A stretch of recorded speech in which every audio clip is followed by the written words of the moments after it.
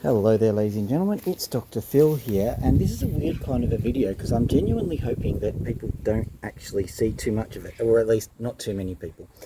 The reason for that is that I can't imagine this video doing so well as to change my stats so dramatically to make me an amazing YouTube fan.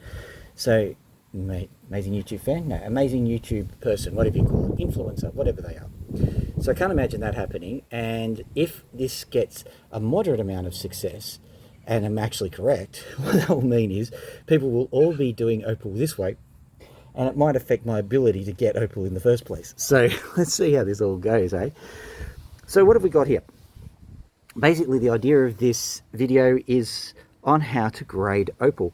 Now, what is here, I've basically classified the OPAL, and I strongly suggest you do that. Classifying is basically grading it according to size. So I've got the small opal here and I've got the large opal here. I've actually got a smaller batch of opal, but we're not going to worry about that. All of this opal, so that you know, has been heavily picked through both by me and by a lot of people, and hopefully this video goes in such a direction that the metrics, the YouTube algorithm and all that ain't going to make it popular for most people, and hopefully the only people who get it are just a few Americans who wanted me to explain a little bit more closely. And for those people, I've gone a little bit far into the video. I've gone far enough to show them some of my stuff that I've reclassified. This is only 2 tiers of it. This is the highest grade that I've got here. And hopefully you can see that. I'll zoom in because that's even better. So there you go. That's the top tier stuff. And then we just keep going, you know, to stuff which is pretty good. This stuff here, there's colour bands and all sorts of stuff in there that you can't necessarily see without, you know, examining the opal. Over here, a bit harder to look at the opal, bit harder, bit harder, bit harder. I've got 2 further grades, but I really don't think you'd want to look at them.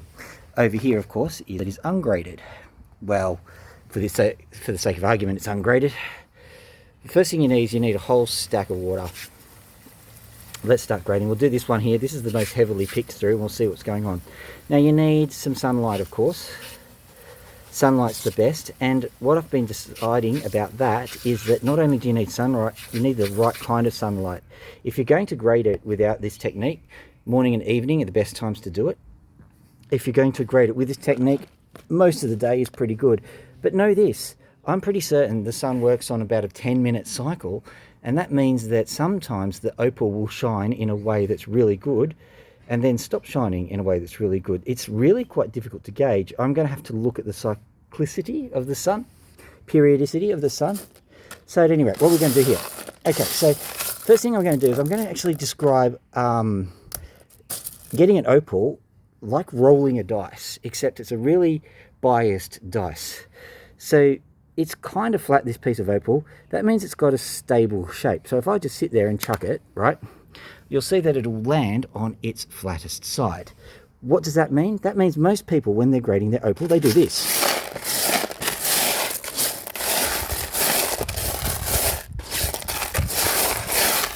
They get it all out so you can see the most opal possible.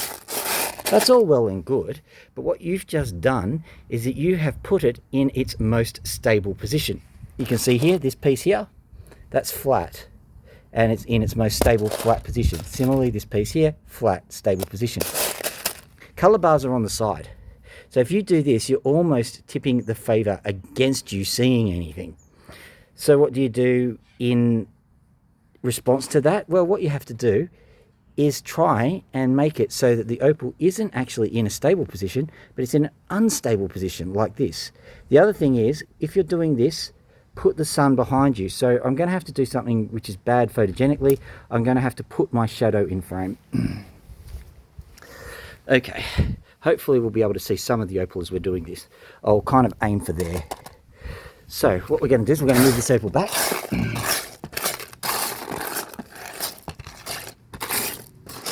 Pile it right up. Now the thing about it is that we are going to consider assessing this opal like rolling the dice. So I'm going to move myself out because there's no point in not seeing it. I'm going to grab a handful of opal and just do that. Chuck it and then look. And look, first one up. There's actually some colour in this piece here. Now this is heavily graded, and I've just found another piece of colour. Now admittedly, it's not great, so I'm just going to put it aside and we're going to try again. I'm just going to look through this stuff, make sure. And you'll notice that this piece is in a stable configuration. This piece is end up.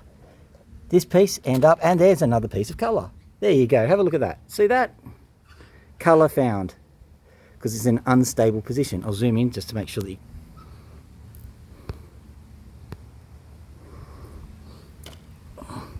Where was it now? Sometimes it's difficult to... There we go. So let's see if we can spot you. There we are. And see if you can spot the colour in there. Hopefully you're going to see that colour. If not, this is a giant waste of time. But at any rate, there is colour in it. So there we go. Let's try that again. So first throw, actually managed to get some colour. Okay, I'm just going to check these ones again. Pushing them up so that they're unstable. There's another piece of colour, but that's false because this opal is cracked. That's okay. Alright, so let's go. Try that again. You've got to remember to keep them wet. Actually a little bit wetter than that. Really super saturated is good. So I'm going to have a look again. Let's see what we can do. What I might even do now is I'm going to put the camera down like this. And then I'm going to hunt through the opal just like that. And I'll try and show you as I find it. There's another one. Remember how heavily picked through this is. I'm not even going to bother with that one, it's too faint. So here we go, throw it up. Now you can look through it yourself. I don't know if you're going to spot anything, but I've got a better chance because I've got, like, it's hard to see opal colour through the camera lens. We'll try again. But I think I've demonstrated my point with the first two throws actually, so I don't need to do much else. There's green there. Yeah. Yep, that one there again. Found three pieces of quite good colour in completely picked through stuff. Roll the dice, have a look. Roll the dice, have a look. Now the thing about it is that be patient because you're not going to get it all the time. Oh, there we go. In a really unstable position. I'm just looking at it myself to see if it's worth keeping. Yeah, it is. It's very, very poor grade, but it is worth cutting to have a look. So there you go. There's another piece. Let's try again. Rolling the dice, so to speak. I'm just moving out of the view now because I'm in a worse position to view it, but I think I've proved my point anyway, so it doesn't matter. Oh, there's another one. Right at the top. What have we got? I'm not keeping that one, it's boring. Another go.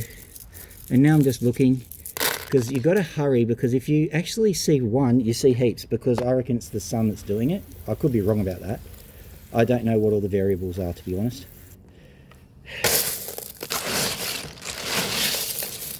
Let's try again. Let's go and try a few handfuls in quick succession, and I'm just going to look for the flash as it happens, because that's the best way to do it. You don't have to find all of it the first go, you just keep re-rolling the dice. With this amount of opal, you've got approximately 486 billion combinations. That's just a... So you've got to do this 486 billion times before you get all the colour, I reckon. That's just an estimate.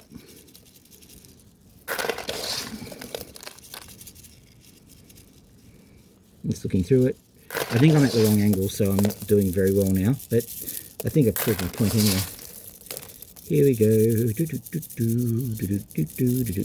actually going to move over again because it's better over this side. I might be able to see some stuff. Whoop. I'll go right over to here. That'll do.